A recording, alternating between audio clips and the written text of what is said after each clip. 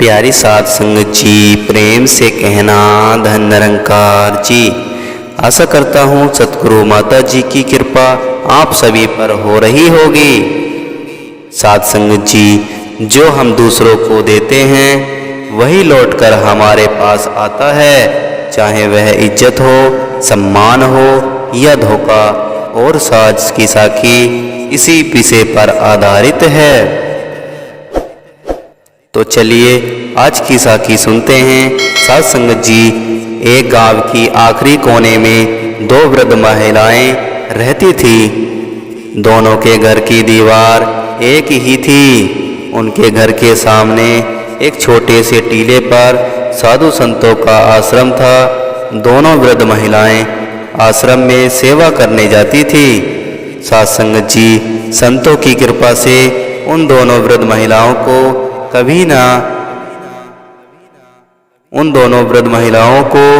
कभी भी अन्न और वस्त्र का अभाव नहीं हुआ था।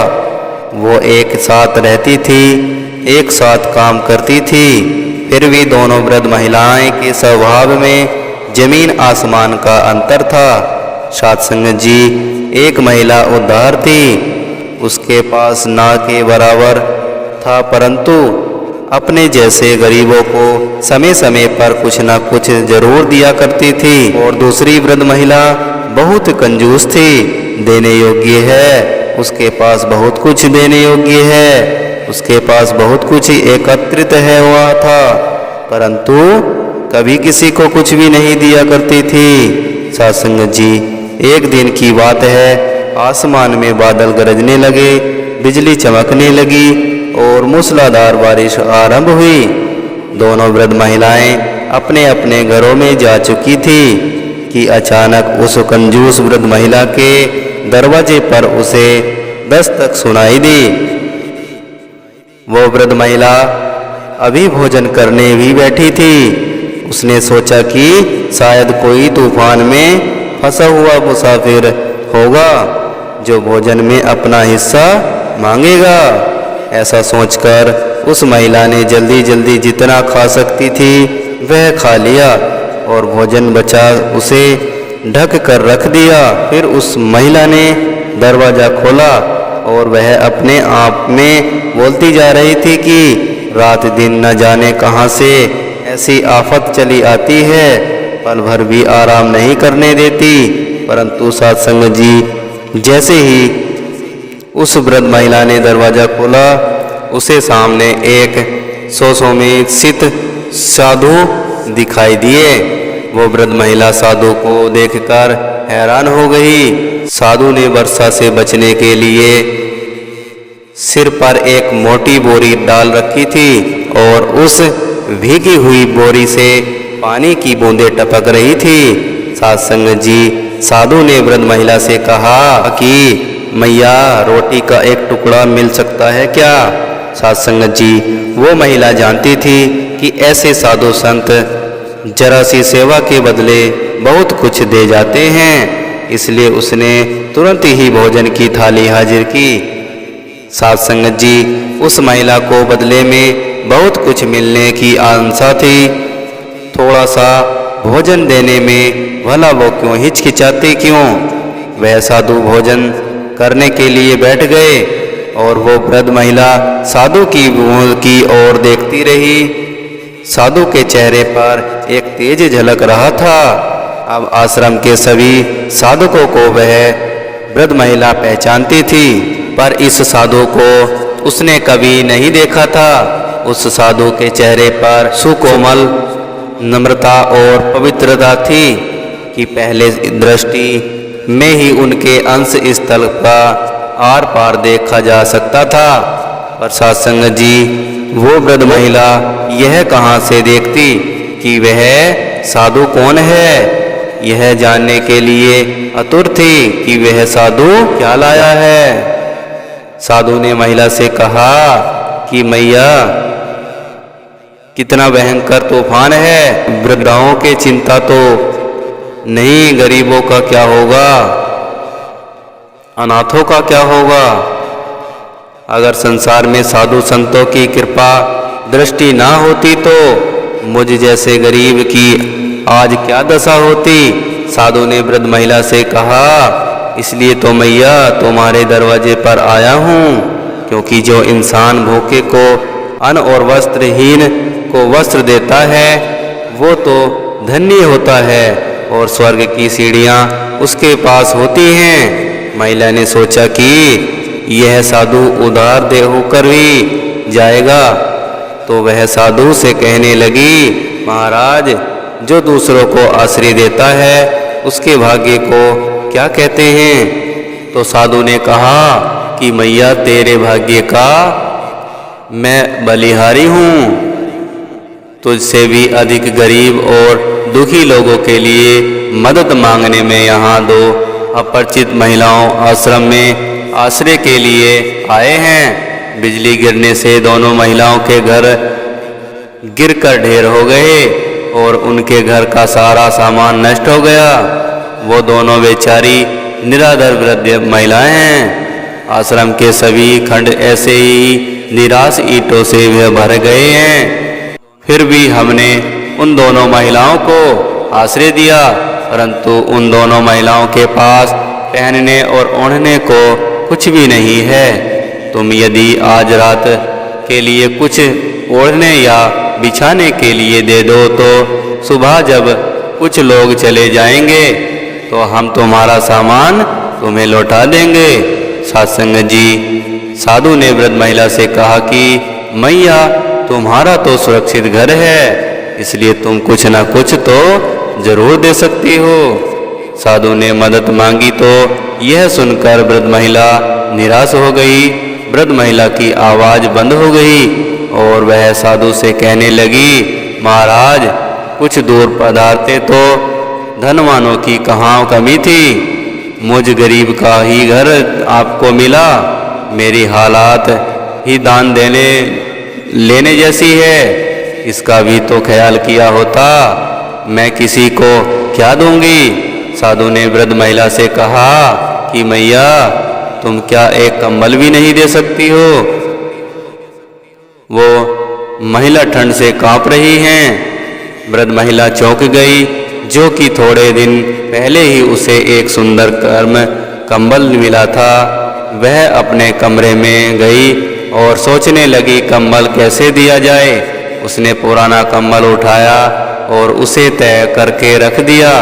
सत्संग जी, महिला को अपने पुराने कंबल के गुण याद आने लगे।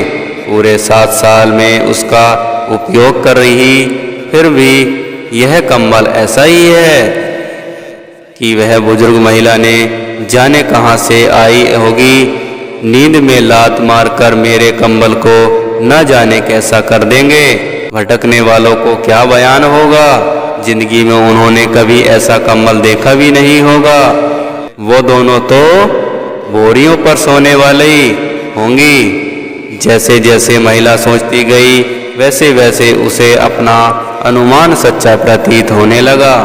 अचानक से वृद्ध महिला को याद आया कि ऐसे लोगों में बहुत सारे रोगी भी होते हैं। रोगी इंसान के लिए कंबल कैसे दिया जाए। वृद्ध महिला को याद आया कि 2 साल पहले भी कुछ ऐसी रोगी आए थे और उन रोगियों ने जिन वस्तुओं का इस्तेमाल किया था उन्हें जला दिया गया था। तो वृद्ध महिला ने सोचा कि कहीं मेरा कंबल भी वही दशा ना हो जाए। क्या होगा, इतना सुंदर कंबल कैसे जला डाला जाए। अभी तो यह 10 साल और काम देगा। ये सोचकर उस वृद्ध महिला ने एक पतली सी रजाई उठाई और फिर सोचने लगी कि ये तो मेरे पिता के घर की है। ये सोचकर उसने रजाई भी रख दी। पुरानी फटी हुई सी चादर घर की दीवार पर लटक रही थी, तो वह उसे लेकर समेटने लगी। परंतु फिर उस वृद्ध महिला ने सोचा कि ऐसे बारिश के दिनों में तो यही चादर कंबल का काम कर देगी। मैं यह चादर कैसे दूं। दुखी हृदय से उसने एक और दूसरी ज़्यादा फटी हुई चादर ली और बाहर लेकर आ गई। साधु से कहने लगी, महाराज आज ऐसी दिखती है, परंतु जब मैंने खरीदी थी तब यह बहुत ही सुंदर थी। इसका मूल्य 8 आने से कम नहीं था। इससे ज्यादा मैं आपको क्या दे सकती हूँ? साधु ने चादर को कंधे पर डालते हुए पूछा कि मैया, इससे अधिक कुछ भी नहीं दे सकेगी क्या? वृद्ध महिला ने कहा कि मेरे घर में देने योग्य क्या है? अब क्या मैं दूध सारी रात मुझे तो ठंड में ठिठुरते कर काटनी पड़ेगी। साधु ने वृद्ध महिला से कहा कि मैया,